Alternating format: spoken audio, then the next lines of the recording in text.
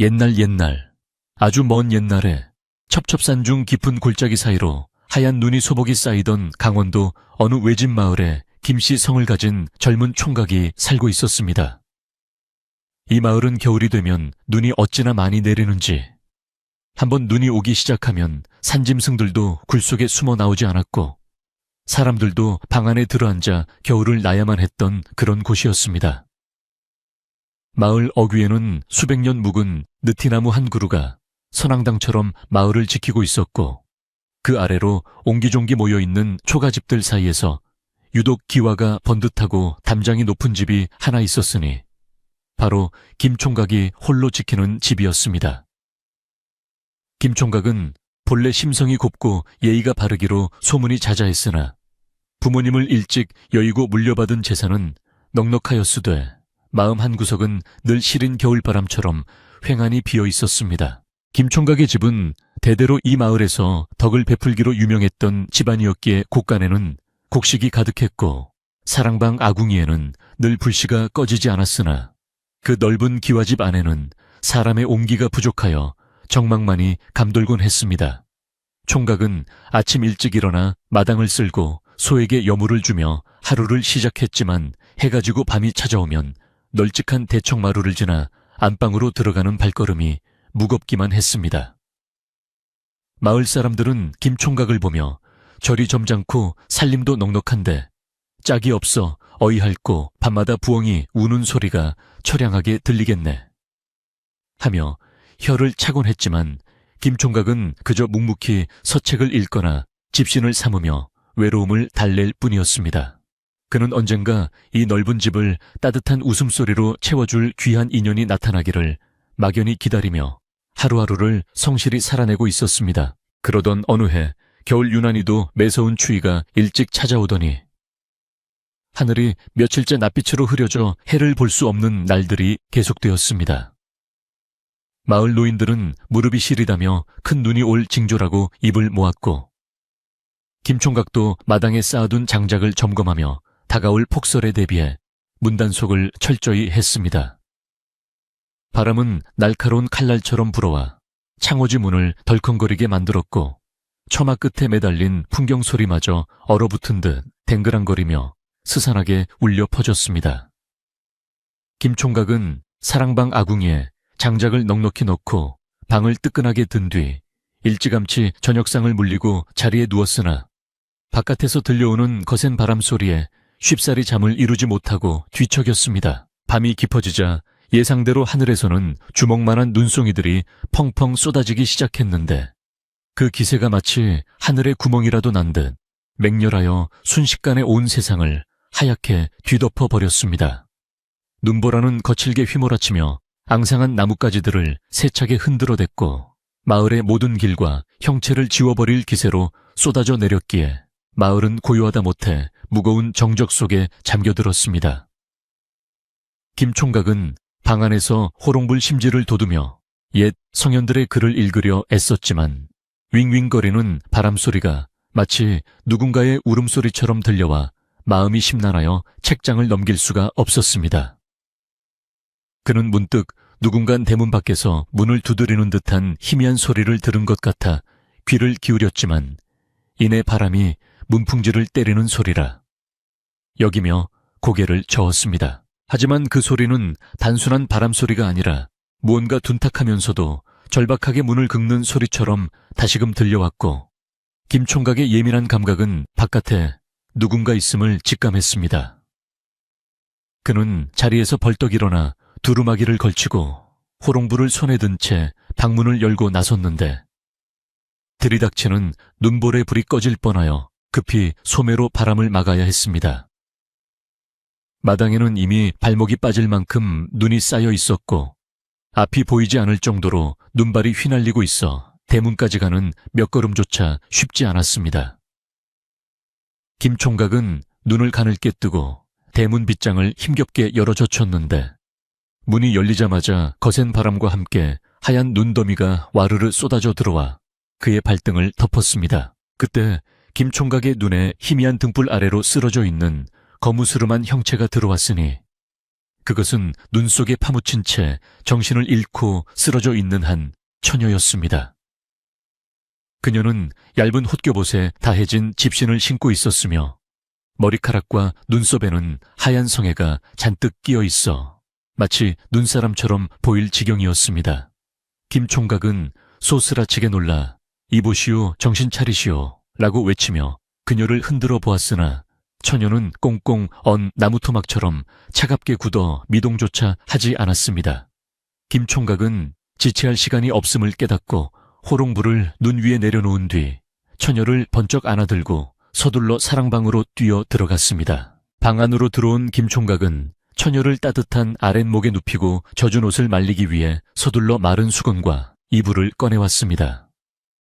그는 남녀가 유별하다는 법도를 따질 겨를도 없이 오직 사람을 살려야겠다는 일념 하나로 처녀의 언손과 발을 주무르며 혀를 통하게 하려 애썼습니다.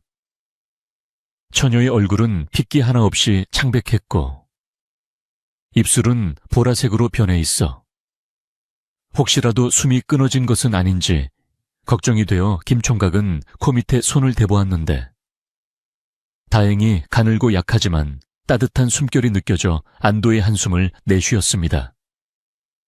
그는 부엌으로 달려가 아궁이에 불을 더 지피고 솥에 물을 끓여 따뜻한 숭늉을 만들 준비를 하며 분주하게 움직였습니다. 한참을 그렇게 손발을 주무르고 따뜻한 이불로 감싸주자 처녀의 얼굴에 서서히 붉은 기운이 돌아오기 시작했고 굳어있던 몸도 조금씩 부드러워졌습니다. 김 총각은 그녀의 머리맡에 앉아 걱정스러운 눈빛으로 바라보았는데 자세히 보니 처녀는 촌티가 흐르지만 맑고 순박한 인상을 가지고 있었고 고생을 많이 한 듯 손마디가 굵고 거칠었습니다. 바깥에서는 여전히 눈보라가 맹렬하게 휘몰아치고 있었지만 따뜻한 온기가 감도는 방 안에서 김 총각은 난생 처음 낯선 여인과 단둘이 밤을 지새우게 된 상황에 묘한 긴장감과 책임감을 느꼈습니다.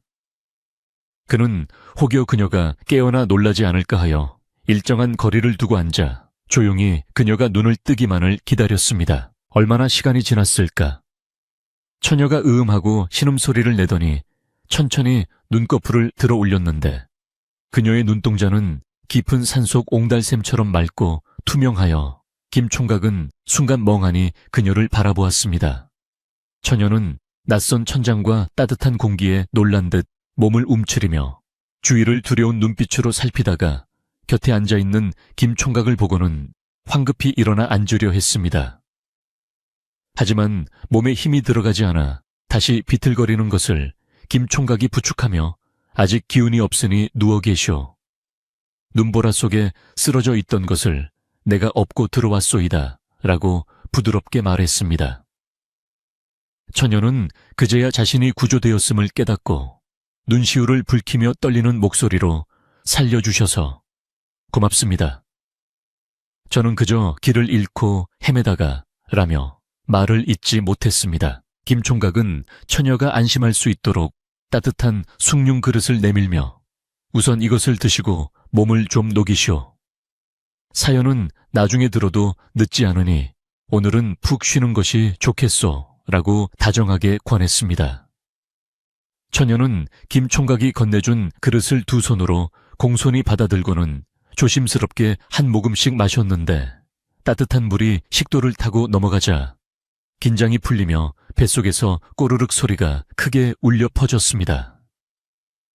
처녀는 얼굴이 홍당무처럼 빨개져 고개를 푹 숙였고 김 총각은 짐짓 모른 척하며 부엌에서 남은 밥과 반찬을 간단히 차려와 상을 봐주었습니다.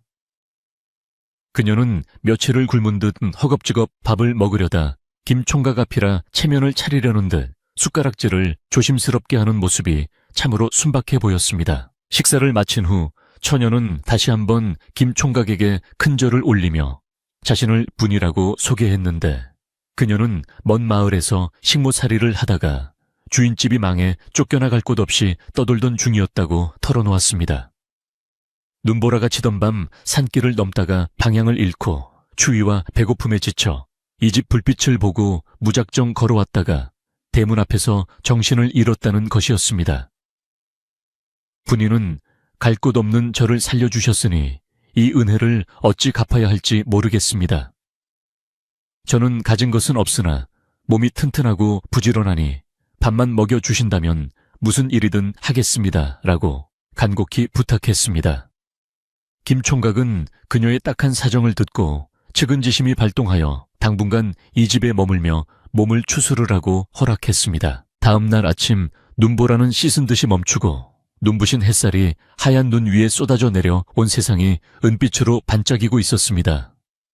김 총각이 늦잠을 자고 일어나 방문을 열었을 때 그는 놀라운 광경을 목격했으니 마당의 그 많은 눈이 벌써 깔끔하게 치워져 길을 내고 있었기 때문입니다.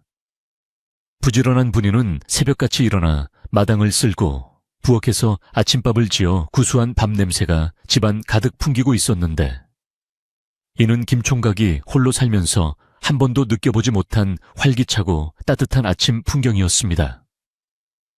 분이는 낡은 옷을 기워 입고 머리를 단정히 빗어 넘긴 채 김 총각을 보자 환하게 웃으며 도련님 일어나셨습니까? 새순물을 데워놓았습니다. 라고 씩씩하게 인사했습니다. 그날부터 분이는 김 총각의 집안일을 도맡아 하기 시작했는데 그녀의 손길이 닿는 곳마다 집안은 눈에 띄게 달라지기 시작했습니다.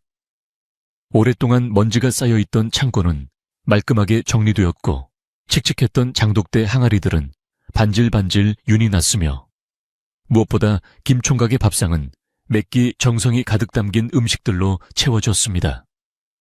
분이는 비록 배운 것은 없으나 손맛이 좋고 눈치가 빨라 김 총각이 무엇을 필요로 하는지 말하기도 전에 알아서 척척 해내니 김 총각은 그녀가 마치 하늘이 보내준 선물 같다는 생각을 하게 되었습니다.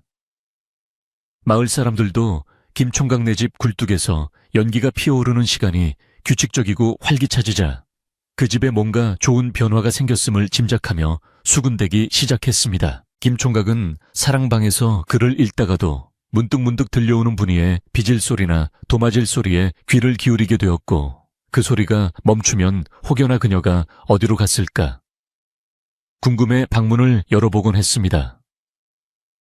분이 또한 김 총각을 어려워하면서도 지극정성으로 모셨는데 추운 날씨에 김 총각이 외출이라도 하려 하면 미리 따뜻하게 든 갓과 토시를 챙겨주며 다녀오십시오 도련님 하고 배웅을 잊지 않았습니다.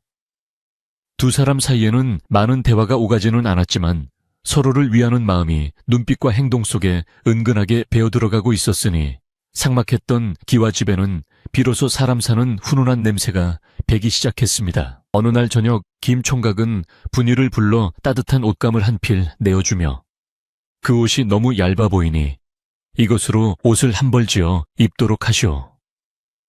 겨울이 아직 길게 남았는데 감기라도 들면 큰일이오 라고 무심한 듯 말했습니다. 분이는 깜짝 놀라 손사래를 치며 아니옵니다 도련님. 먹여주시고 재워주시는 것만으로도 감지덕지한데 어찌 귀한 옷감까지 받겠습니까? 라고 사양했으나 김 총각은 옷감을 그녀의 품에 안겨주며 방으로 들어가 버렸습니다. 분이는 옷감을 끌어안고 한참을 서서 김 총각의 방문을 바라보다가 감동의 눈물을 훔치며 밤새도록 정성껏 바느질을 하여 자신에게 딱 맞는 고운 저고리를 지어 입었습니다. 다음 날 아침 새 저고리를 입고 나온 분이의 모습은 몰라보게 단정하고 고와 보였으며 김 총각도 그녀를 보며 흐뭇한 미소를 감추지 못했습니다. 그렇게 겨울이 깊어갈수록 두 사람의 신뢰와 정은 눈처럼 소복이 쌓여갔고 김 총각은 더 이상 밤에 들리는 부엉이 소리가 처량하게 들리지 않게 되었습니다. 하지만 세상 일에는 호사다마라 했던가 평화롭던 이 집에 낯선 그림자가 들이우기 시작했으니 그것은 바로 김 총각의 재산을 호시탐탐 노리던 먼 친척이 마을에 나타났다는 소식이었습니다. 마을 우물가에서 안악들이 나누는 이야기 속에 김 총각네 집에 젊은 처자가 들어와 살림을 산다는 소문이 돌기 시작했고 이 소문은 바람을 타고 삽시간에 퍼져나가 곧 불청객의 귀에까지 들어가게 되었습니다. 어느 날 김 총각은 장터에 나갔다가 돌아오는 길에 마을 어귀에서 오랫동안 집안일을 봐주던 행난가범을 마주쳤습니다. 행난가범은 걱정스러운 얼굴로 김 총각에게 다가와 목소리를 낮추며 도련님 조심하셔야겠습니다. 옆 마을에 사는 최 씨 아주머니가 도련님 댁에 젊은 처자가 들어와 산다는 소문을 듣고 눈에 불을 켜고 있다는 이야기가 돕니다. 그분이 보통 내기가 아니라는 건 도련님도 잘 아시지 않습니까? 라고 귀띔해 주었습니다. 김 총각은 그 말을 듣고 가슴이 철렁 내려앉았으나 겉으로는 태연한 척하며 내 알아서 할 터이니 너무 걱정 마게 라고 아범을 안심시켰습니다. 하지만 집으로 돌아오는 그의 발걸음은 전에 없이 무거웠고 대문 앞에서 마당을 쓸고 있는 분이의 모습을 보자 까닭 모를 불안감이 엄습해 왔습니다. 그날 밤 김 총각은 잠자리에 누워서도 쉬이 잠들지 못하고 천장을 바라보며 깊은 생각에 잠겼습니다. 최 씨는 김 총각의 아버지와 먼 친척벌 되는 사람으로 김 총각이 부모를 잃었을 때 유산을 관리해주겠다는 핑계로 집안 재산에 손을 대려다 쫓겨난 적이 있는 탐욕스러운 인물이었습니다. 그녀가 다시 나타났다는 것은 단순히 안부를 묻기 위함이 아니라 분이의 존재를 빌미삼아 집안에 분란을 일으키고 무언가 이득을 취하려는 속셈이 분명해 보였습니다. 김 총각은 순박하고 여린 분이가 억센 최 씨에게 상처를 받지 않을까 걱정이 되었고 이제 막 찾아온 이 평온한 일상을 지키기 위해 자신이 단단히 마음을 먹어야겠다고 다짐했습니다. 한편 분이는 아무것도 모른 채 부엌에서 콩을 골라내며 다가올 동지 팥죽 술 준비를 하고 있었습니다. 그녀는 콧노래를 흥얼거릴 만큼 이 집에서의 생활이 행복했고 김 총각을 위해서라면 어떤 굳은 일도 마다하지 않겠다는 충심으로 가득 차 있었습니다. 그녀가 정성스럽게 골라낸 붉은 파탈들은 호롱불 아래서 보석처럼 반짝였고 솥에서 끓고 있는 물소리는 평화로운 자장가처럼 들렸습니다.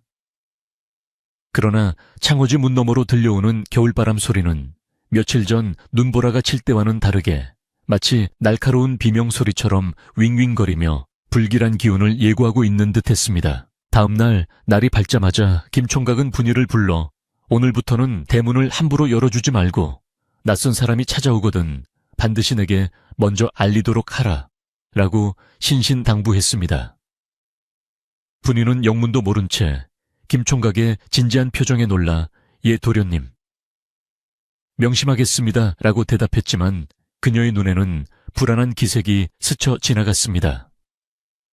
김 총각은 그런 분이를 안심시키려 애써 미소를 지어 보였지만 그의 마음속에는 이미 거센 폭풍우가 몰려오고 있음을 감지하고 있었습니다. 그는 사랑방 벽에 걸려있던 오래된 가운을 바라보며 어떤 일이 있어도 이 집과 분위를 지켜내리라 주먹을 꽉 쥐었습니다. 그리고 며칠 뒤 마을 입구에 요란한 소달구지 소리와 함께 화려한 옷차림을 한 중년 여인이 나타났으니 바로 행난가범이 경고했던 최 씨였습니다. 그녀는 달구지에서 내리자마자 동네 사람들에게 큰 소리로 인사를 건네며 아이고 내가 우리 조카밥은 잘 얻어먹고 사는지 걱정이 되어 이 먼 길을 한달음에 달려왔지 뭔가라고 너스레를 떨었습니다. 그녀의 목소리는 쩌렁쩌렁 울려 김 총각의 집 안까지 들려왔고 마당에서 빨래를 널던 분이는 그 앙칼진 목소리에 소스라치게 놀라 빨래를 바닥에 떨어뜨리고 말았습니다. 그렇게 평온했던 김 총각의 집에 시련의 먹구름이 몰려오고 있었습니다. 최 씨가 대문을 박차고 들어오자마자 고요하던 김 총각의 집 마당은 순식간에 쩌렁쩌렁한 목소리로 가득 찼으니 마치 조용한 호수에 커다란 돌덩이가 떨어진 듯 소란스러워졌습니다. 그녀는 대문 빗장이 부서져라 문을 열어젖히고는 마당 한가운데 서서 허리에 손을 얹고 집안을 휘이 둘러보았는데 그 눈빛이 어찌나 매섭고 탐욕스러운지 마당에 놀던 참새들조차 화들짝 놀라 날아갈 지경이었습니다. 최 씨는 잘 정돈된 장독대와 깔끔하게 쓸린 마당을 보고 흠을 잡으려 애썼으나 분위가 워낙 쓸고 닦아놓은 덕에 먼지 하나 보이지 않자 짐짓 헛기침을 하며 괜한 트집을 잡기 시작했습니다.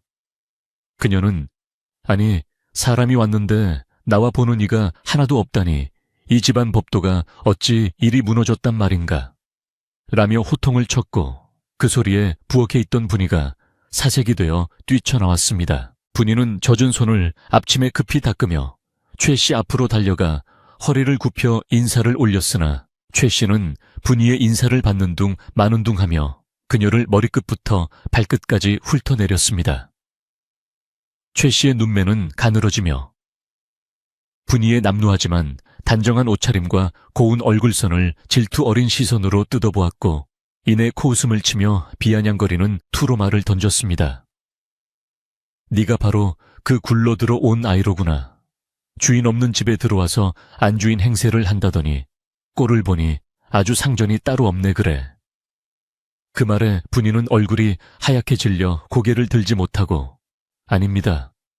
저는 그저 도련님의 은혜를 입어 라며 말끝을 흐렸지만 최 씨는 들으려 하지도 않고 혀를 찼습니다. 사랑방에서 책을 읽던 김 총각이 소란스러운 소리에 놀라 문을 열고 나왔는데 마당에 서 있는 최 씨를 보자 미간이 살짝 찌푸려졌으나 이내 평정심을 되찾고 점잖게 인사를 건넸습니다.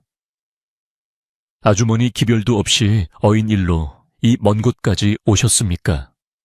날도 추운데 어서 안으로 드시지요. 김 총각의 예의 바른 태도에도 불구하고 최 씨는 표정을 풀지 않고 다짜고짜 내 조카가 홀로 산다기에 걱정이 되어 왔더니 집안 꼴이 이게 뭐냐. 출신도 모르는 계집을 집에 들이고 소문이 흉흉하니 조상님 볼 면목이 있느냐 라며 쏘아붙였습니다. 김 총각은 속에서 뜨거운 것이 올라왔으나 꾹 참고 그 아이는 갈 곳이 없어 제가 거두었을 뿐 허튼 짓을 하는 아이가 아닙니다 라고 단호하게 대답했습니다. 최 씨는 김 총각의 단호한 태도에 기가 살짝 꺾이는 듯 했으나 이내 뻔뻔한 얼굴로 짐 보따리를 마루에 던져 놓으며 내 눈으로 직접 확인하기 전에는 못 믿겠다. 당분간 이 집에 머물며 살림이 제대로 돌아가는지 저 아이가 딴 마음을 먹지는 않는지 지켜봐야겠으니 건넌방을 비우거라 라고 통보하듯 말했습니다. 김 총각은 난감했지만 먼 친척 어른을 매몰차게 내쫓을 수도 없는 노릇이라 어쩔 수 없이 분이에게 눈짓을 하여 건넌방을 치우게 했습니다. 분이는 불안한 마음을 감추고 서둘러 방을 닦고 군부를 지피며 최 씨의 잠자리를 마련했는데 최 씨는 방이 춥다느니 이불이 눅눅하다느니 하며 온갖 불평을 쏟아내 분이를 곤혹스럽게 만들었습니다. 그날 저녁부터 평화롭던 저녁 밥상머리에는 냉랭한 기운이 감돌기 시작했는데 최 씨는 밥상에 올라온 반찬 하나하나를 젓가락으로 뒤적이며 트집을 잡았습니다. 분이가 정성껏 끓인 된장찌개를 한 숟가락 떠먹고는 애꿎짜다 소금을 들이부었나. 이걸 사람 먹으라고 낳은 개냐고 하며 숟가락을 상위에 탁 내려놓았고 김 총각이 평소에 즐겨 먹던 나물 무침을 보고는 기름을 너무 많이 써서 느끼해 못 먹겠다며 타박을 주었습니다. 김 총각은 평소와 다름없이 맛있는 음식이었지만 최 씨의 억지 주장에 밥이 모래알처럼 느껴져 숟가락을 들었다 놓았다 할 뿐이었고 부엌 문 밖에서 이 소리를 듣고 있던 분이는 눈물을 글썽이며 어쩔 줄 몰라 발만 동동 구를 뿐이었습니다. 밤이 깊었지만 김 총각의 집에는 예전 같은 고요한 평화는 사라지고 건넌방에서 들려오는 최 씨의 코는 소리와 잠꼬대 소리가 담장을 넘어 울렸습니다. 김 총각은 잠을 이루지 못하고 뒤척이며 앞으로 닥쳐올 시련을 예감한 듯 깊은 한숨을 내쉬었고 행랑채에 기거하던 분이 또한 무서움과 서러움에 몸을 떨며 뜬 눈으로 밤을 지새웠습니다. 다음 날 아침 최 씨는 해가 중천에 뜨도록 늦잠을 자고 일어나서는 아침밥이 늦다며 분이를 호통치고는 밥을 먹자마자 마을 우물가로 마시를 나갔습니다. 그녀의 목적은 뻔했으니 마을 안악들에게 김 총각네 집에 대한 험담을 늘어놓고 분이를 모함하여 쫓아낼 명분을 만드는 것이었습니다. 우물가에는 아침물을 기르러 나온 안악들이 모여 있었는데 최 씨는 그들 틈에 끼어들어 침을 튀겨가며 거짓말을 늘어놓기 시작했습니다. 아이고 말도 마소. 내 조카 집에 들어온 그 계집아이 말이야. 눈빛이 보통이 아니더란 말이지.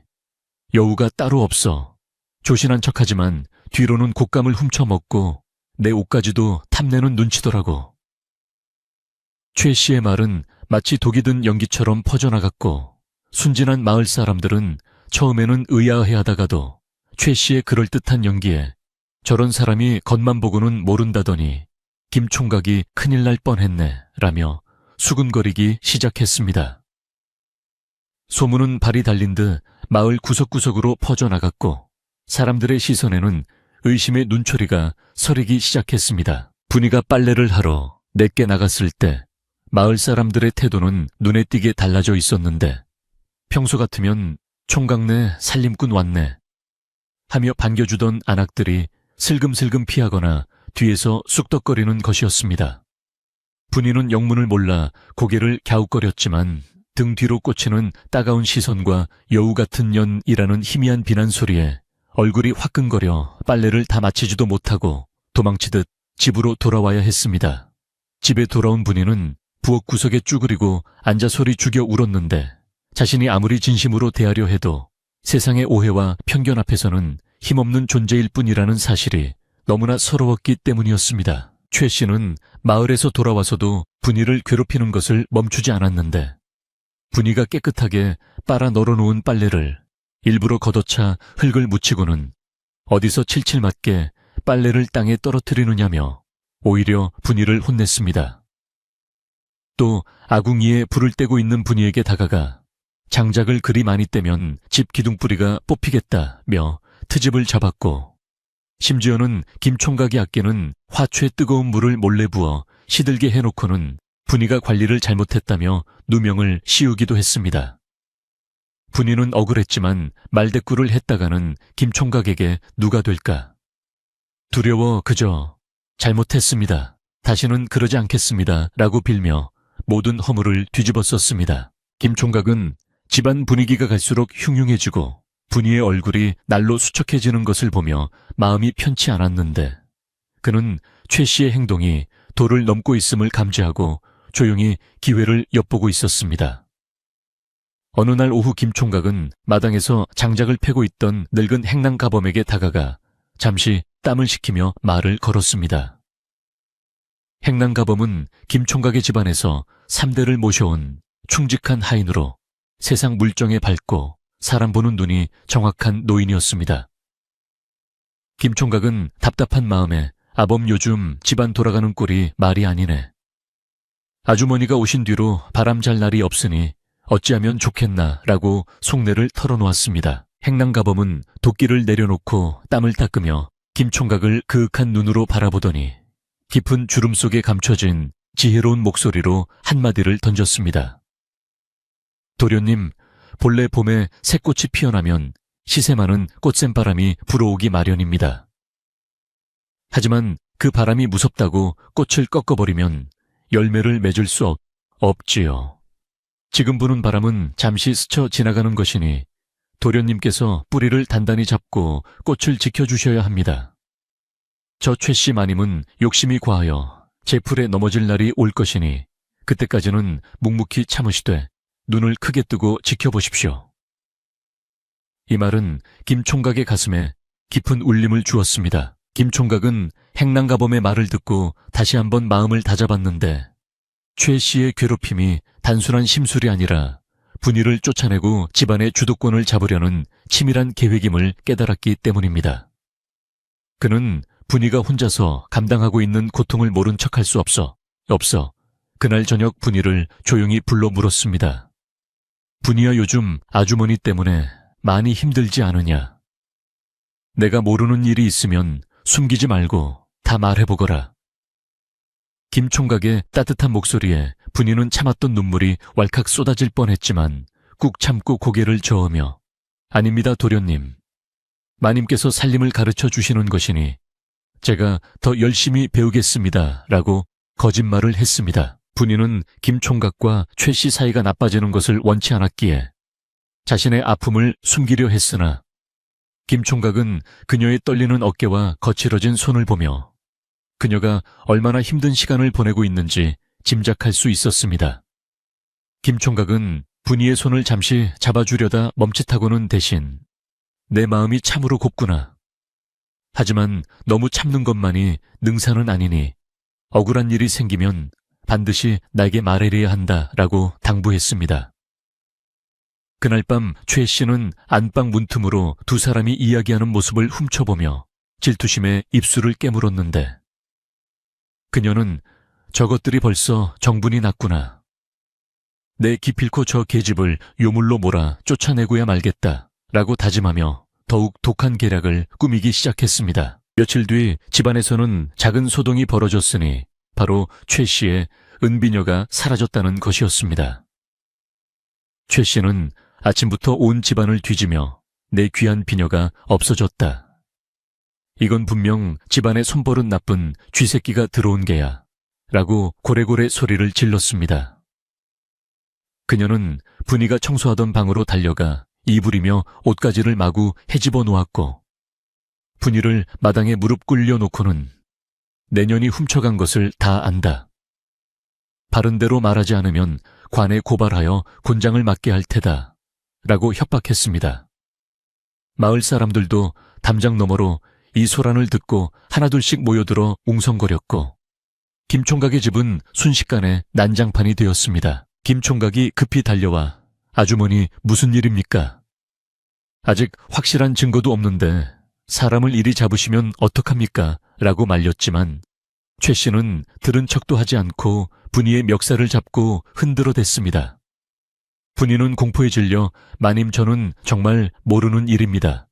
맹세코 손대지 않았습니다. 라고 울먹이며 빌었지만 최 씨는 거짓골로 들어와서 먹여주고 재워줬더니 은혜를 원수로 갚는구나 라며 더욱 거세게 몰아붙였습니다.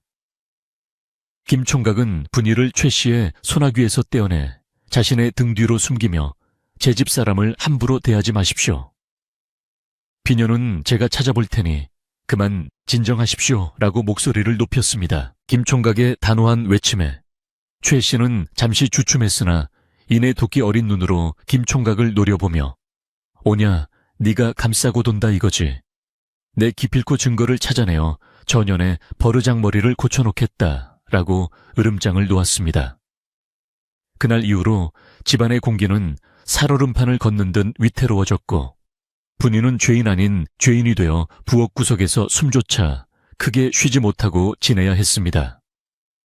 김 총각은 사라진 비녀가 최 씨의 자작극일 가능성이 크다고 생각했지만 물증이 없어 섣불리 나설 수가 없었고 행란가범과 상의하며 최 씨의 꼬리를 잡을 방법을 강구하기 시작했습니다. 밤이 되어도 바람은 잦아들지 않고 더욱 거세게 불어와 창문이 덜컹거렸는데 이는 마치 곧 닥쳐올 더 큰 파국을 예고하는 듯 됐습니다.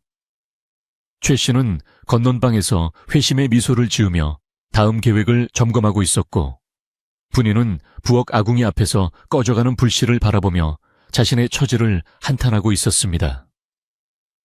그녀는 자신이 이 집에 머무는 것이 김 총각에게 짐이 되는 것은 아닐까. 차라리 아무도 모르게 조용히 떠나는 것이 옳지 않을까 하는 생각에 마음이 흔들리고 있었습니다.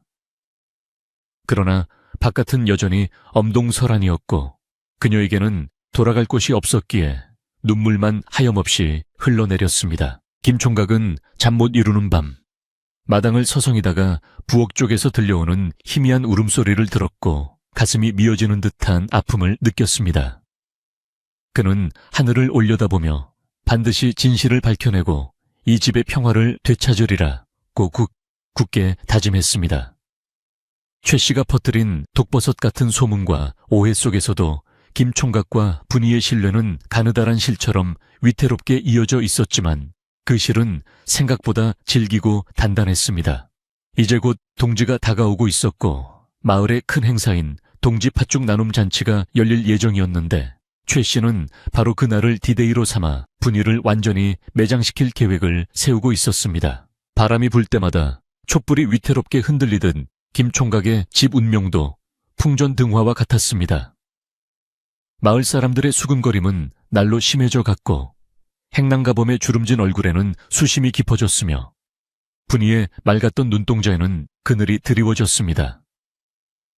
하지만 어둠이 깊을수록 새벽이 가까워오듯 감춰진 진실 또한 서서히 그 모습을 드러낼 준비를 하고 있었습니다. 김 총각은 최 씨의 수상한 행동들을 하나하나 기억 속에 새겨넣으며 결정적인 순간을 기다리는 사냥꾼처럼 숨을 죽이고 기회를 엿보고 있었습니다. 최 씨가 집안을 휘저으며 소란을 피운 뒤로 김 총각의 기와집에는 마치 한겨울 삭풍이 방 안까지 들이닥친 듯 차가운 침묵만이 무겁게 내려앉았습니다. 마당에 쌓인 눈은 햇살을 받아 눈부시게 빛났지만 집안 식구들의 마음에는 어두운 그림자가 드리워져 서로 눈을 마주치는 것조차 조심스러워했습니다. 분이는 죄인처럼 고개를 푹 숙인 채 부엌과 장독대를 오가며 일만 했고 그녀의 발걸음 소리조차 들리지 않을 정도로 숨을 죽이고 지내는 모습이 보는 이의 가슴을 아리게 했습니다. 김 총각은 사랑방 문을 조금 열어두고 마당의 동정을 살피며 최 씨가 또 무슨 트집을 잡을지 예의주시하고 있었으나 그의 속마음은 숫덩이처럼 까맣게 타들어가고 있었습니다. 최 씨는 겉으로는 집안의 질서를 잡는 척했으나 실상은 분이를 쫓아내기 위한 교묘한 덫을 놓고 있었습니다.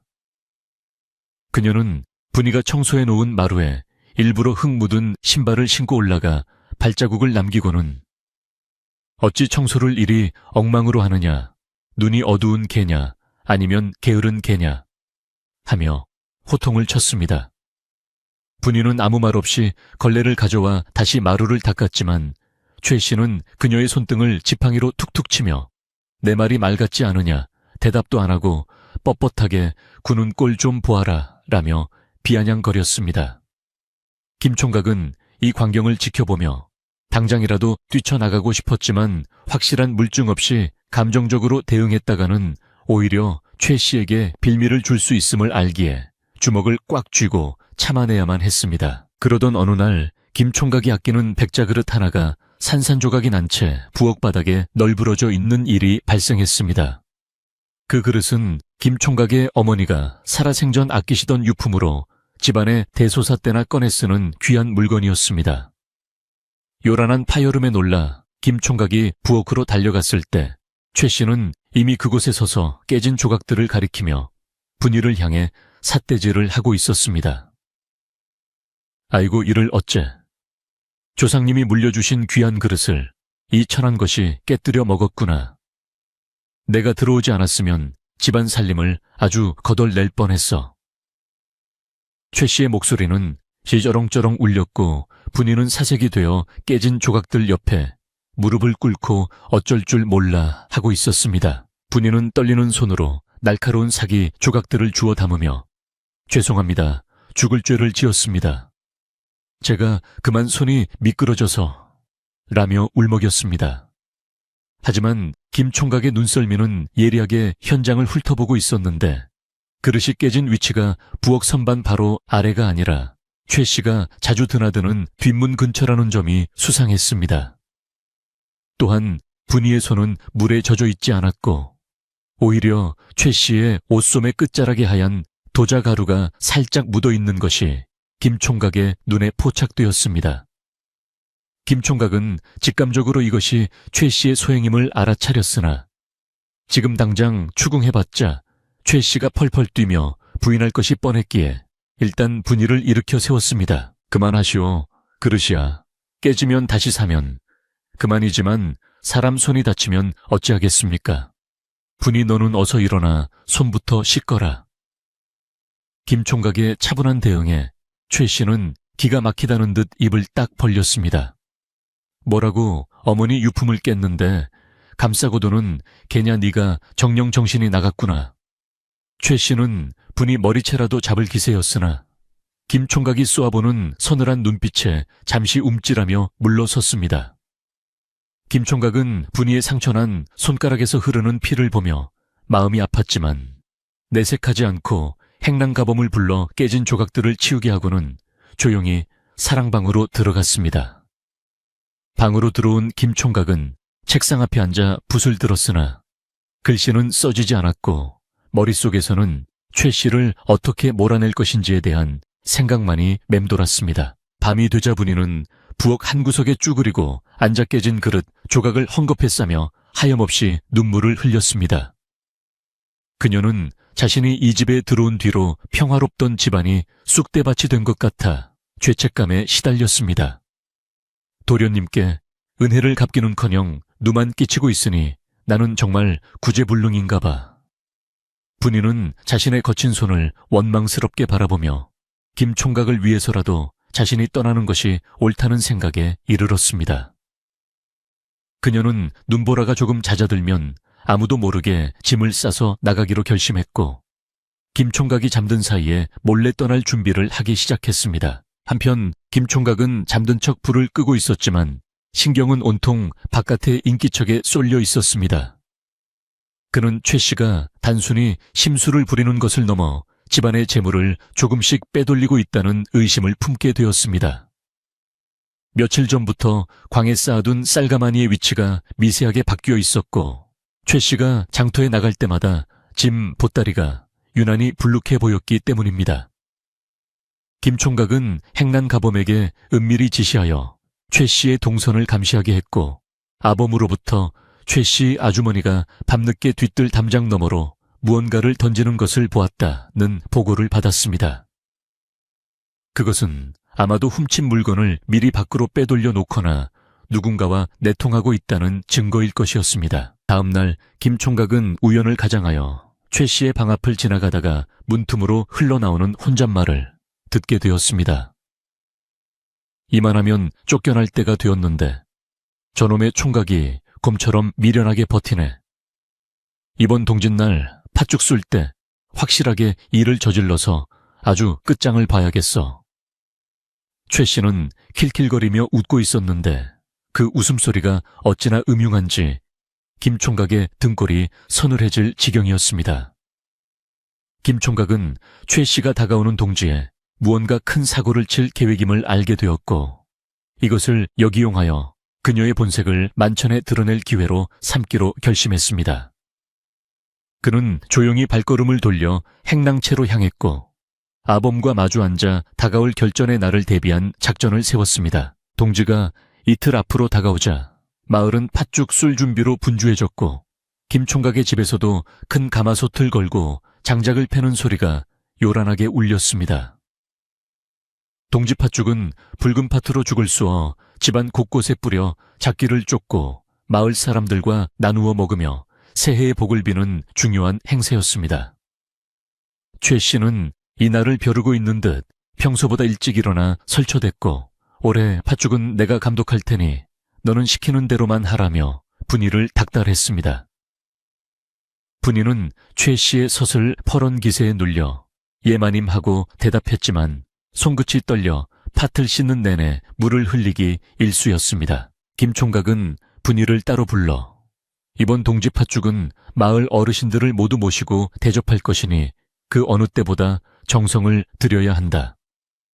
혹시라도 무슨 일이 생기면 당황하지 말고 나를 믿고 기다려라 라고 의미심장한 말을 남겼습니다.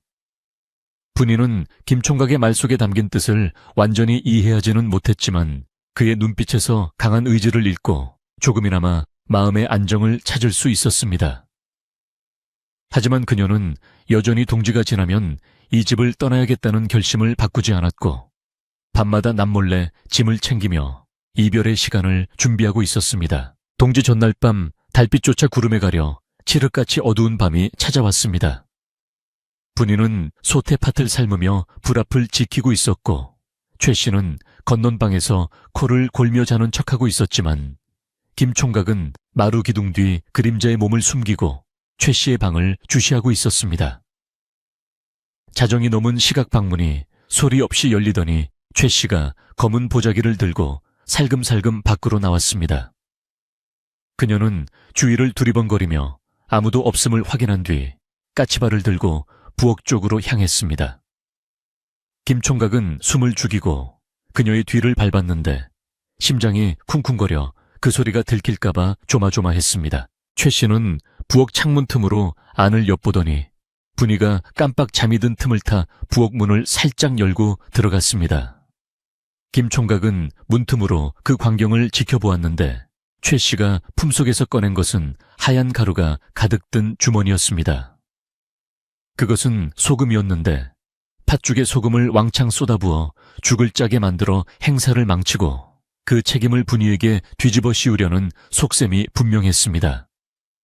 최 씨는 회심의 미소를 지으며 소금 주머니를 솥뚜껑 위에 올려놓고 잠시 망설이다가 분이가 깨어날까봐 일단 주머니를 아궁이 옆 장작더미 속에 깊숙이 숨겨두고는 서둘러 방으로 돌아갔습니다. 아마도 팥죽이 다 끓어갈 무렵 몰래 넣으려는 계획인 듯 했습니다. 김 총각은 최 씨가 방으로 돌아간 것을 확인한 후 조용히 부엌으로 들어가 장작더미를 뒤져 최 씨가 숨겨둔 소금 주머니를 찾아냈습니다. 그는 주머니를 열어 내용물을 확인하고는 씁쓸한 표정을 지으며 다시 원래 자리에 넣어두었습니다. 증거를 지금 없애버리면 최 씨의 악행을 밝힐 수 없기에 그는 내일 마을 사람들이 모인 자리에서 현장범으로 잡아야만 모든 오해를 풀 수 있다고 판단했습니다. 김 총각은 잠든 분이의 어깨에 자신의 두루마기를 덮어주고는 밖으로 나와 차가운 밤공기를 마시며 머리를 식혔습니다. 하늘에서는 다시 눈이 내리기 시작했는데 이번 눈은 마치 세상의 더러움을 덮어주려는 듯 고요하고 포근하게 내리고 있었습니다. 다음 날 아침 동짓날이 밝았습니다. 마을 사람들은 이른 아침부터 김 총각네 마당으로 하나둘씩 모여들었고 마당에는 멍석이 깔리고 떡과 과일이 차려졌습니다. 최 씨는 가장 좋은 옷을 차려입고 안방마님 행세를 하며 손님들을 맞이했는데 아이고 어서들 오세요. 우리 조카가 덕이 부족하여 제가 이렇게 나서서 챙깁니다 라며 낯뜨거운 자화자찬을 늘어놓았습니다. 마을 사람들은 겉으로는 웃으며 인사했지만 뒤로는 저 여자가 웬일로 이리 설치나 김 총각네 팥죽 맛이나 보자며 수군거렸습니다. 분이는 부엌에서 땀을 뻘뻘 흘리며 큰 주걱으로 팥죽을 젓고 있었는데 긴장과 피로로 인해 얼굴이 창백했습니다. 죽이 거의 다 끓어가자 구수한 팥 냄새가 온 집안에 진동했고 사람들은 군침을 삼키며 팥죽이 나오기를 기다렸습니다. 이때 최 씨가 부엌으로 들이닥쳐 어디 가는 맞는지 내가 직접 봐야겠다 며 분이를 밀쳐내고 솥단지 앞으로 다가갔습니다. 그녀는 분이에게 저기 가서 그릇이나 챙겨오라고 심부름을 시켜 밖으로 내보낸 뒤 재빨리 장작더미에서 소금 주머니를 꺼냈습니다. 김 총각은 마당 한 구석에서 사람들과 이야기를 나누는 척하며 곁눈질로 부엌 쪽을 예의주시하고 있었고 행랑가범에게 눈짓을 보내 준비할 것을 지시했습니다. 최 씨는 떨리는 손으로 소금 주머니를 열어 펄펄 끓는 팥죽 솥에 몽땅 털어놓고는 재빨리 주걱으로 휘저어 소금이 녹게 만들었습니다. 그리고는 빈 주머니를 다시 품속에 감추고 태연하게 밖으로 나와 자, 이제 죽이 다 되었으니 맛있게들 드세요 라고 큰 소리로 외쳤습니다. 분이는 영문도 모른 채 김이 모락모락 나는 팥죽을 그릇에 퍼담아 상에 올렸고 첫 번째 상은 마을의 가장 어른인 촌장님과 김 총각 앞에 놓였습니다. 최 씨는 속으로 쾌재를 부르며 사람들이 죽을 한 입 먹고 뱉어낼 순간만을 기다리며 입가에 비릿한 미소를 띠고 있었습니다. 촌장님은 숟가락을 들어 팥죽을 한 술 크게 떠서 입으로 가져갔고 주변 사람들도 모두 기대에 찬 눈빛으로 그 모습을 지켜보았습니다. 김 총각은 숟가락을 들지 않고 촌장님의 표정 변화를 살피며 숨을 죽였습니다. 촌장님이 팥죽을 입에 넣고 오물거리던 순간 그의 미간이 확 찌푸려지더니 퇴 하고 바닥에 죽을 뱉어내셨습니다. 아니 이게 무슨 맛이야. 소태처럼 짜서 먹을 수가 없구나. 누가 죽에다 소금 항아리를 엎지른 개냐. 촌장님의 호통소리에 좌중은 찬물을 끼얹은 듯 조용해졌고 사람들은 웅성거리며 수저를 내려놓았습니다. 최 씨는 기다렸다는 듯이 벌떡 일어나 분이를 향해 달려들었습니다. 이 칠칠 맞은 년 내가 그렇게 조심하라고 일렀거늘 팥죽을 망쳐놓고 어딜 도망가려 하느냐. 네가 우리 집안을 망신시키려고 작정을 했구나. 최 씨는 분이의 등짝을 후려치며 악다구니를 썼고 분이는 너무 놀라 말도 못하고 바닥에 주저앉아 눈물만 뚝뚝 흘렸습니다. 마을 사람들은 저런 쯧쯧 젊은 처자가 일을 그르쳤네. 아까운 곡식을 다 버렸어라며 분이를 나무라는 분위기로 흘러갔습니다. 분이는 억울함에 가슴이 터질 것 같았지만 모든 정황이 자신을 범인으로 몰고 있어 변명조차 할 수 없었습니다. 바로 그때 김 총각이 자리에서 일어나 천천히 그러나 위험 있는 걸음으로 마당 한가운데로 걸어 나왔습니다. 그의 표정은 더 이상 유약한 선비의 모습이 아니었으며 눈빛은 매서운 겨울바람보다 더 차갑고 날카로웠습니다. 모두들 잠시 진정하십시오. 이 일에는 곡절이 있습니다. 김 총각의 낮고 묵직한 목소리가 마당에 울려 퍼지자 소란스럽던 사람들의 시선이 일제히 그에게로 쏠렸습니다. 최 씨는 김 총각의 등장에 순간 당황했지만 곡절은 무슨 곡절? 전현이 실수를 한 게 분명한데 라며 끝까지 우겨댔습니다. 김 총각은 분이 앞을 막아서며 최 씨를 똑바로 응시했습니다. 아주머니 정녕 이 아이가 실수로 소금을 넣었다고 생각하십니까? 아니면 누군가 고의로 이 잔치를 망치려 한 것입니까? 김 총각의 질문에 최 씨는 눈동자가 흔들렸지만 그걸 내가 어찌 아느냐. 내가 부엌에 들어갔을 때는 이미 죽이 짜져 있었다 라고 거짓말을 했습니다. 김 총각은 씁쓸한 미소를 지으며 품속에서 무언가를 꺼내 들었는데 그것은 바로 어젯밤 그가 장작더미에서 확인했던 소금 주머니와 똑같은 천조각이었습니다. 하지만 그 천조각은 최 씨의 치마 안감과 색깔과 재질이 정확히 일치하는 것이었습니다. 어젯밤 저는 잠이 오지 않아 마당을 거닐다가 아주머니께서 부엌에 들어가시는 것을 보았습니다. 그리고 아까 아주머니가 팥죽을 휘젓고 나오실 때 급히 품에 감추시던 빈 주머니가 소매 끝으로 살짝 보였습니다. 지금 아주머니 품속에 있는 그 주머니를 꺼내보시지요. 김 총각의 말에 사람들은 술렁이기 시작했고 최 씨의 얼굴은 흑빛으로 변해갔습니다. 그녀는 뒷걸음질치며 무슨 소리냐, 나는 그런 거 모른다. 네가 저 계집에게 홀려서 생사람을 잡는구나 라고 발악했습니다. 하지만 김 총각은 물러서지 않고 한 걸음 더 다가갔습니다. 행랑아범 가서 아주머니를 좀 도와드려라. 김 총각의 지시에 행랑가범이 다가와 정중하지만 단호한 태도로 최 씨의 팔을 잡았습니다.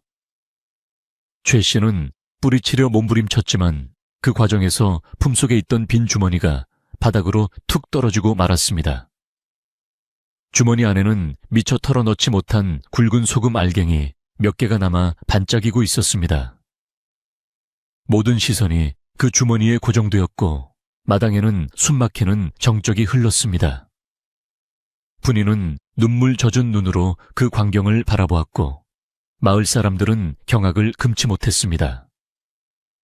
이제 진실이 눈 녹듯 드러날 순간이 온 것입니다. 떨어진 소금 주머니가 바닥에 나뒹구는 모습은 마치 최 씨의 탐욕스러운 속내가 만천에 까발려진 것과도 같았으니 마당에 모인 마을 사람들의 시선은 일제히 그 작고 하얀 주머니에 꽂혀 움직일 줄을 몰랐습니다.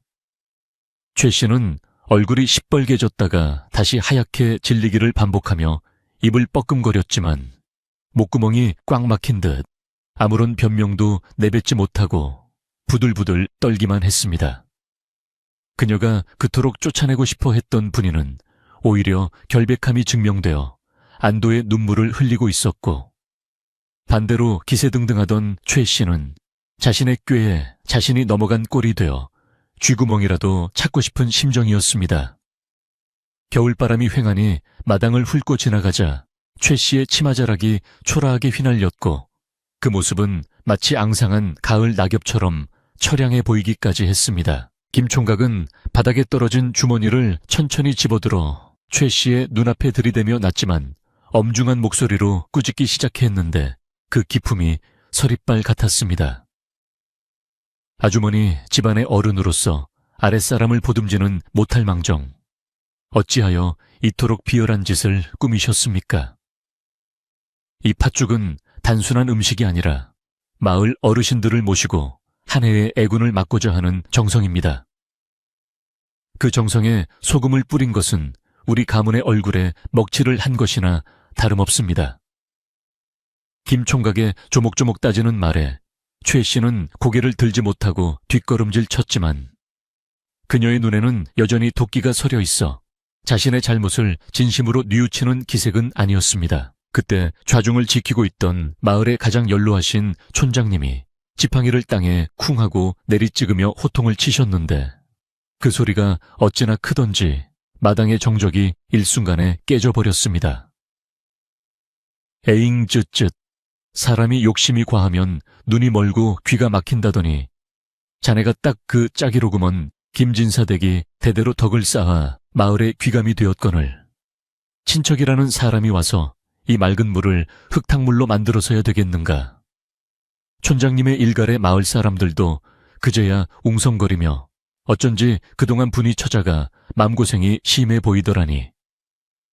사람 겉만 보고 모른다더니 최 씨가 아주 못된 마음을 먹었네 하며 최 씨를 향해 손가락질을 하기 시작했습니다. 최 씨는 사방에서 들려오는 비난의 화살을 견디지 못하고 아이고 나 죽네.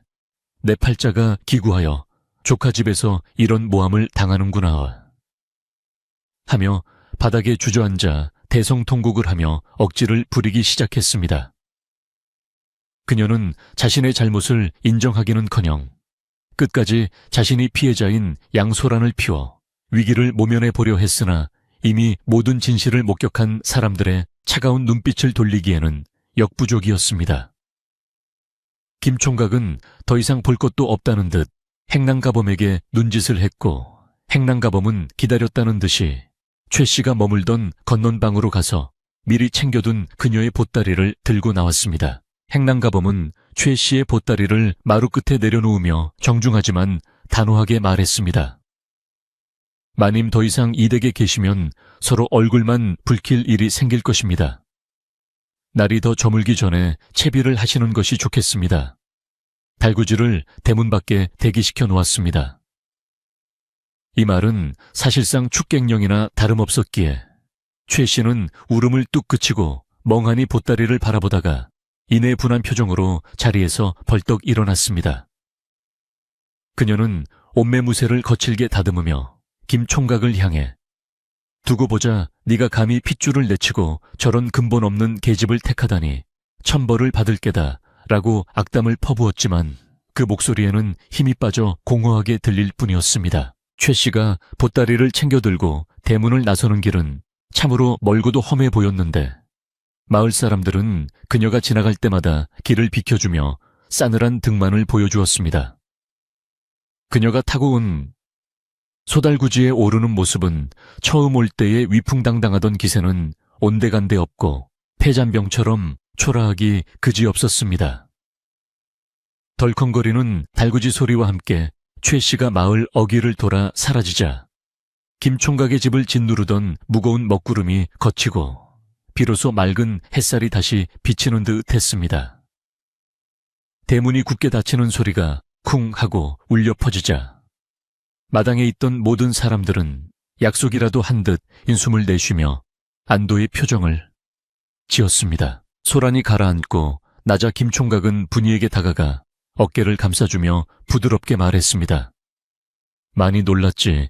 이제 다 끝났다. 너를 믿지 못한 것이 아니라 확실하게 밝혀내기 위해 때를 기다린 것이니 너무 서운해 마라. 분이는 그제야 참았던 울음을 터뜨리며 도련님, 저는 정말 제가 쫓겨나는 줄만 알았습니다. 믿어주셔서 감사합니다. 라고 오열했습니다. 김 총각은 소매 끝으로 분이의 눈물을 닦아주었고 마을 안악들도 다가와 분이의 등을 토닥이며 우리가 오해해서 미안하네. 그 모진 시집살이를 어찌 다 견뎠나 하며 위로의 말을 건넸습니다. 하지만 문제는 여전히 남아있었으니 바로 잔치를 위해 준비한 팥죽이 모두 못쓰게 되어버린 것이었습니다. 점심때는 이미 지났고 사람들은 배가 고픈 상태였는데 다시 팥을 삶고 죽을 쑤기에는 시간이 너무 오래 걸려 김 총각은 난감한 표정을 지었습니다. 그때 분이가 눈물을 닦고 씩씩하게 나서며 말했습니다. 도련님, 걱정 마십시오. 제가 혹시 몰라 팥을 넉넉히 불려두었고 광에 시래기도 많이 말려두었습니다. 죽은 시간이 걸리니 얼른 밥을 짓고 시래기 된장국을 끓이면 어르신들 시장기는 면할 수 있을 것입니다. 분이의 기지 넘치는 제안에 마을 안악들이 팔을 걷어붙이고 나섰습니다. 그래, 우리가 도우면 금방이지. 솥단지가 2개니 밥과 국을 동시에 하면 돼. 순식간에 김 총각의 부엌은 활기를 되찾았고 도마질 소리와 불 지피는 소리가 경쾌하게 울려 퍼졌습니다. 어떤 안악은 집에서 가져온 김치를 꺼내 썰고 어떤 이는 쌀을 씻어 앉히며 손발을 맞추니 망쳐버린 팥죽잔치는 오히려 마을 사람들이 함께 음식을 만드는 정겨운 잔치로 변모해 갔습니다. 김 총각은 그 모습을 흐뭇하게 바라보며 이것이야말로 진정한 화합의 장이라는 생각에 가슴이 벅차올랐습니다. 얼마 지나지 않아 기임이 모락모락 나는 하얀 쌀밥과 구수한 냄새가 진동하는 시래기, 된장국이 상에 올랐습니다. 비록 붉은 팥죽은 아니었지만 사람들의 정성과 땀이 들어간 밥상은 그 어느 산의 진미보다 훌륭해 보였습니다. 촌장님이 먼저 국물을 한술 뜨시고는 시원하다. 팥죽보다 이 국이 훨씬 맛이 좋구먼 분이 처자 손맛이 아주 일품이야. 라며 칭찬을 아끼지 않으셨습니다. 그 말에 여기저기서 정말 꿀맛이네. 마음씨가 고운이 음식 맛도 곱지 하는 덕담이 쏟아졌고 분이는 부끄러워 얼굴이 빨개졌지만 입가에는 행복한 미소가 번졌습니다. 사람들은 옹기종기 둘러앉아 밥을 먹으며 최 씨 때문에 얼어붙었던 분위기를 완전히 녹여버렸습니다. 누군가가 흥겨운 타령을 한 곡조 뽑자 다른 이가 장단을 맞추며 흥을 돋우었고 김 총각의 마당은 웃음소리와 노랫소리로 가득 찼습니다. 김 총각은 사람들 사이를 돌며 술잔을 채워주었고 마을 사람들은 김 총각 이제 든든한 안주인이 있으니 걱정 없겠네 라며 짓궂은 농담을 건네기도 했습니다. 김 총각은 그 말에 얼굴을 붉히면서도 싫지 않은 듯 슬며시 분이가 있는 쪽을 바라보았는데 분이 또한 바쁘게 일하는 와중에도 김 총각의 시선을 느끼고 수줍게 고개를 숙였습니다. 해는 어느덧 서산으로 뉘엿뉘엿 넘어가고 배불리 먹고 마신 마을 사람들은 하나둘씩 자리를 털고 일어났습니다. 잘 먹고 갑니다. 올겨울 애구는 오늘 다 물러갔으니 이제 좁은 일만 있을 거요. 사람들의 따뜻한 인사를 뒤로하고 대문을 닫자 집안에는 다시 고요가 찾아왔지만 그것은 예전의 쓸쓸한 정막이 아니라 평온하고 아늑한 쉼의 기운이었습니다. 난장판이 되었던 마당과 부엌을 치우는 일만 남았지만 김 총각과 분이는 힘들다는 생각보다는 함께할 수 있어 다행이라는 생각에 손길이 가벼웠습니다. 김 총각은 빗자루를 들고 마당에 흩어진 소금을 쓸어 담으며 생각에 잠겼습니다. 예로부터 소금은 부정을 씻어내는 의미가 있다고 했으니 최 씨가 뿌린 소금이 오히려 집안에 나쁜 기운을 몰아내고 새 출발을 알리는 신호탄이 된 셈이었습니다. 그는 소금을 깨끗이 치우고 나서 분이가 설거지를 하고 있는 부엌으로 들어갔습니다. 달그락거리는 그릇소리와 따뜻한 아궁이의 온기가 그를 반겼고 그는 분이의 뒷모습을 보며 이제 더 이상 그녀를 외롭게 두지 않겠다고 다짐했습니다. 분이야, 이제 그만하고 좀 쉬어라. 오늘 하루 종일 너무 고생 많았다. 김 총각의 말에 분이는 젖은 손을 닦으며 뒤를 돌아보았습니다. 아닙니다, 도련님. 저는 괜찮습니다. 오히려 도련님께서 마음고생이 심하셨지요. 두 사람은 잠시 아무 말 없이 서로를 바라보았는데 그 침묵 속에는 수많은 말보다 더 깊은 이해와 신뢰가 흐르고 있었습니다. 김 총각은 문득 분이의 짐 보따리가 생각나 조심스럽게 물었습니다. 아까 방을 치우다 보니 내 짐이 쌓여 있는 것을 보았다. 혹시 떠나려고 했던 것이냐? 분이는 화들짝 놀라며 고개를 푹 숙였고 기어 들어가는 목소리로 대답했습니다. 저는 제가 도련님께 집만 되는 것 같아서 아주머니 말씀대로 제가 없으면 집안이 조용해질까 하여. 그녀의 눈에서 다시 눈물이 뚝뚝 떨어지자 김 총각은 다가가 그녀의 손을 꼭 잡았습니다. 그런 소리 마라. 네가 없으면 이 넓은 기와집은 다시 얼음장처럼 차가워질 것이다. 너는 짐이 아니라 이 집에 온기를 불어넣어주는 불씨와도 같은 사람이다. 그러니 다시는 떠난다는 생각은 하지 말거라. 김 총각의 진심 어린 고백에 분이는 가슴이 벅차올라 아무 말도 할 수 없었습니다. 그녀는 자신의 투박한 손을 잡고 있는 김 총각의 따뜻한 손길에서 자신이 비로소 머물 곳을 찾았음을 느꼈습니다. 그동안의 서름과 두려움이 눈 녹듯 사라지고 그 자리에 희망과 사랑이라는 새로운 싹이 트기 시작했습니다. 두 사람은 아궁이 불빛 아래서 서로의 마음을 확인하며